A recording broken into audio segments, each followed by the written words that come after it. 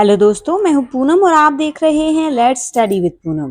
16 अप्रैल 1853 में बम्बई के बोरी बंदर में जोरदार तालियों के साथ बम्बई और ठाणे के बीच लगभग 34 किलोमीटर लंबी यात्री ट्रेन की शुरुआत की गई। ट्रेन को 21 तोपों की सलामी दी गई, जिसका संचालन भाप से चलने वाले 3 इंजन साहिब सुल्तान और सिंध कर रहे थे। इस ट्रेन की 14 बोगियों में 400 भाग्यशाली यात्रियों को सफर करने का मौका मिला था। इस तरह भारतीय प्रायद्वीप में शुरुआत हुई रेलवे की। अगर अमेरिका में 1846 में कपास की फसल बर्बाद नहीं हुई होती, तो शायद रेलवे को भारत आने में थोड़ा समय और लग जाता। दरअसल भारत में रेल का विकास इसलिए हुआ क्योंकि भारत में उगने वाले कपास को ब्रिटेन के मैनचेस्टर की कपड़ा मिलों में आनन फानन में पहुंचाया जा सके। यूं तो देश में पहली पैसेंजर ट्रेन 1853 में चली, लेकिन बहुत कम लोग जानते हैं कि भारत में रेल परिचालन की शुरुआत 1835 में ही हो चुकी थी। उस समय मद्रास के रेड हिल से चिंतात्रपेती तक रेलगाड़ी चली थी, जिसका मकसद भारत में रेलवे का विकास करना था और लाभ कमाना था। मुंबई से चली पहली ट्रेन के कुछ ही सालों बाद भारतीय रेलवे के इंजीनियरों ने भोरे घाट पर ट्रैक बनाने का बड़ा काम किया और मुंबई को पुणे से जोड़ने के लिए 2000 फीट की ऊंचाई पर सुरंगों व रिवर वायाडक्ट के साथ ट्रैक का निर्माण हुआ, जिसे बनाने में तकरीबन 9 सालों का समय लगा। इसके बाद सन 1862 में बिहार के मुंगेर के पास जमालपुर में पहली रेलवे कार्यशाला की स्थापना हुई। 1864 में उत्तर भारत को अपना पहला रेलवे जंक्शन दिल्ली मिला। ये आज भी भारत का सबसे पुराना और एक प्रमुख रेलवे स्टेशन है। यह स्टेशन दिल्ली में चांदनी चौक के पास बनाया गया जब हावड़ा से दिल्ली तक ट्रेनों की शुरुआत की गई थी। 1880 में दार्जिलिंग स्टीम ट्रामवे, जिसे बाद में दार्जिलिंग हिमालयन रेलवे कहा गया, इसने सिलीगुड़ी और कर्शियांग के बीच अपनी पहली रेलवे सेवा शुरू की। बाद में सन 1881 में इस लाइन को दार्जिलिंग तक बढ़ा दिया गया था। आज भी ये लाइन नैरोगेज पर संचालित होती है, जिसे 1999 में यूनेस्को की विश्व धरोहर की सूची में शामिल किया गया था। 1920 तक उस समय के ब्रिटिश भारत में 62,000 किलोमीटर से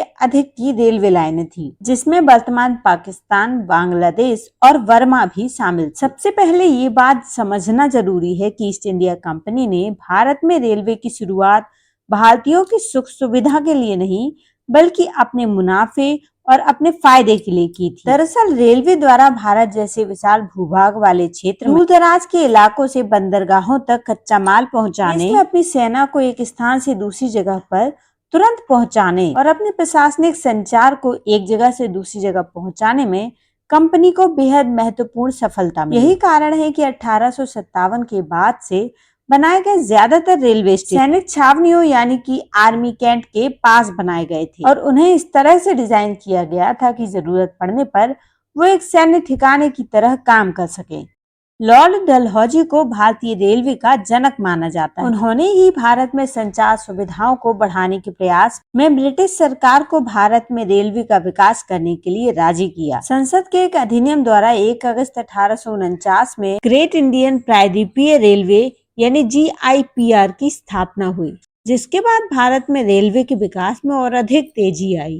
भारत में रेलवे की शुरुआत ब्रिटेन की प्राइवेट कंपनियों द्वारा लगाई गई रकम के जरिए शुरू हुआ। ब्रिटिश सरकार द्वारा कंपनियों को भरोसा दिलाया गया कि उनके द्वारा लगाए गए धन पर ब्रिटिश सरकार उन्हें 5% लाभांश देगी, जबकि ब्रिटेन में इस लाभांश की दर केवल 2% ही थी। तो भारत में रेलवे की शुरुआत ब्रिटिशर्स द्वारा भारतीयों के शोषण और यहाँ के संसाधनों की लूट के लिए की गई थी, लेकिन भारतीय क्रांतिकारियों ने इसका इस्तेमाल ब्रिटिश अत्याचारों से भारत की जनता को अवगत कराने के लिए किया। इसकी शुरुआत हुई थी दक्षिण अमेरिका के एक शहर पीटरमैरिट्सबर्ग, जहां एक रात एक गोरे ने फर्स्ट क्लास के डिब्बे से महात्मा गांधी का सामान बाहर निकालकर फेंक दिया था। 1915 में जब वही गांधी भारत आए तो यहाँ ध्यान देने वाली बात यह है कि उन्होंने कभी भी फर्स्ट क्लास के डिब्बे में सफर नहीं किया और हमेशा तीसरे दर्जे के डिब्बे में ही सफर किया। साल 1941 में घर में नजरबंद नेताजी सुभाष चंद्र बोस ने मोहम्मद सियाउद्दीन का भेष बनाकर गोमोह रेलवे स्टेशन से ट्रेन पकड़कर पहले दिल्ली पहुंचे, उसके बाद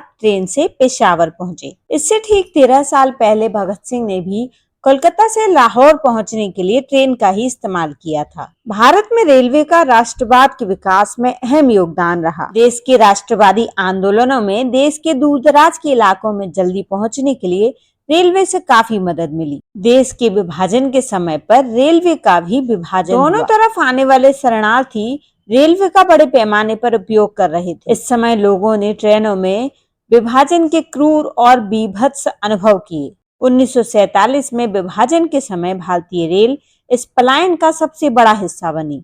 यह अनुमान लगाया गया है कि केवल 15 अगस्त 1947 और 8 सितंबर 1947 के बीच लगभग 7 लाख शरणार्थियों ने रेलवे से यात्रा की थी। सरकारों ने रोज चलने वाली यात्री ट्रेनों की बजाय विशेष शरणार्थी ट्रेनों को प्राथमिकता दी, जिसमें एक सैनिक टुकड़ी तैनात रहती थी। 1947 के बाद भारत में रेलवे का विकास बड़ा दिलचस्प रहा।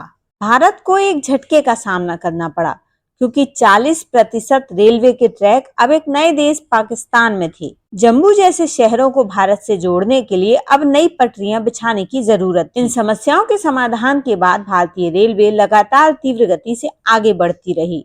आज भारत में दुनिया का सबसे बड़ा चौथा रेलवे नेटवर्क मौजूद है।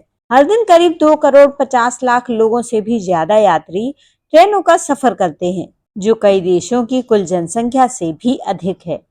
अगली बार जब भी आप रेलवे की यात्रा करें तो ये महसूस करें कि ये केवल परिवहन का साधन नहीं, बल्कि इसमें भारत का एक बृहद इतिहास भरा पड़ा है। यदि वीडियो अच्छा लगे तो कमेंट करके जरूर बताएं, और यदि हमारे चैनल पर नए हैं तो चैनल को लाइक, शेयर और सब्सक्राइब जरूर करें।